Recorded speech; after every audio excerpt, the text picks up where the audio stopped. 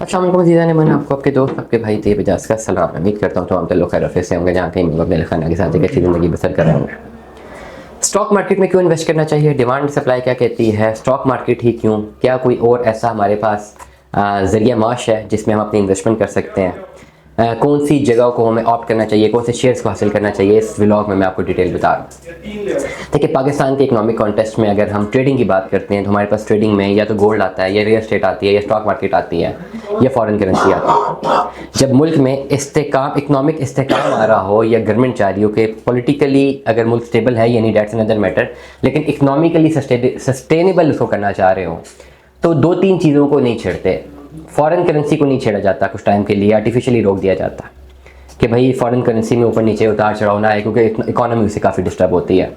Gold rates को भी छोड़ दिया जाता है। आपने देखा होगा कि अभी फ़िलहाल गोल्ड 2.95 3 तक चला गया, लेकिन आपने देखा है कि पिछले एक साल तक ये काफ़ी ज़्यादा हद तक सस्टेन रहा है। डॉलर देखें वो भी सस्टेन हुआ है।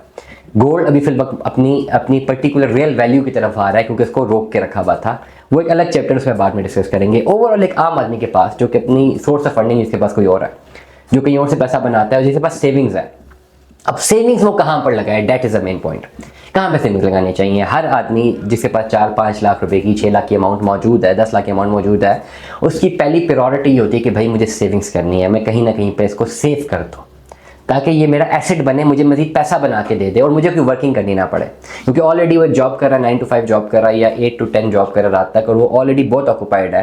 वो अपनी जॉब से कोई टाइम नहीं निकाल सकता, उसके पास नहीं है टाइम भाई, बस वो कोई काम नहीं कर सकता। हम तो एज एन इन्वेस्टमेंट कंसल्टेंट ये एडवाइस करते हैं ना आप लोगों को कि जी आप बस आपके पास 5-10 लाख रुपये है। मैं एज अ बिजनेस एंटरप्रेन्योर आपको हमेशा ये एडवाइस करता हूँ, जी 10 लाख रुपये है, डिस्ट्रीब्यूशन पकड़ें, मेहनत शुरू करें, मार्केट में जाएं। लेकिन अब कोई ऐसा बंदा जिसके पास 10 लाख तो है लेकिन टाइम नहीं, वो क्या करे? वो 10 लाख बैंक में रखेगा, डेफिनेटली उसका पैसा डिवैल्यू होगा। आज से 10 साल पहले अगर किसी के पास 10 लाख था और आज की 10 लाख की वैल्यू है, ज़मीन आसमान का फ़र्क है। इंटरेस्ट पे अगर पैसे रखवाता है, there is a huge differences on the opinion.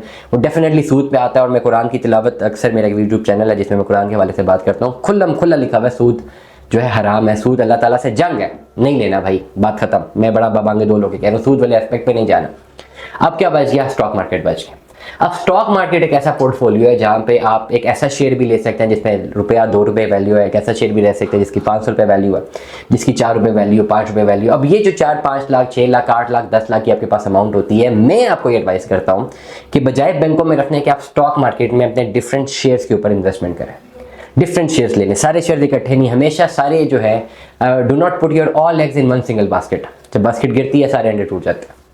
आपने मल्टीपल बास्केट्स में अपने एग्स रखने। अगर आपके पास दर्जन अंडे हैं तो कोशिश करें 3-3 का ग्रुप बना के 4 बास्केट्स में रखें, ताकि एक अगर लॉस में जाए तो दूसरा प्रॉफिट में जाए, तो एटलीस्ट आपका नुकसान ना हो। तो मेरी एडवाइस आपको ये है कि आपके पास अगर 8 लाख, 10 लाख, 6 लाख, 7 लाख की अमाउंट है, तो आपको बजाय किसी भी जगह इन्वेस्ट करने के आपको स्टॉक मार्केट में इन्वेस्ट करना चाहिए। स्टॉक मार्केट के छोटे शेयर डिपेंड करता है कि आपने कितना पैसा इन्वेस्ट करना है और कितने टाइम के लिए करना है। इसकी राय हासिल करने के लिए आप मुझसे रब्ता कर सकते हैं व्हाट्सएप पे। आप मुझे अमाउंट बता सकते हैं कि मेरी ये अमाउंट है, मुझे इतनी टाइम तक के लिए मैं इसको होल्ड कर सकता हूँ। लॉन्ग रन पे कुछ ऐसे लोग भी हैं जो कहते हैं मेरे पास 10 लाख की अमाउंट है, मुझे ये पैसे 10 साल बाद चाहिए।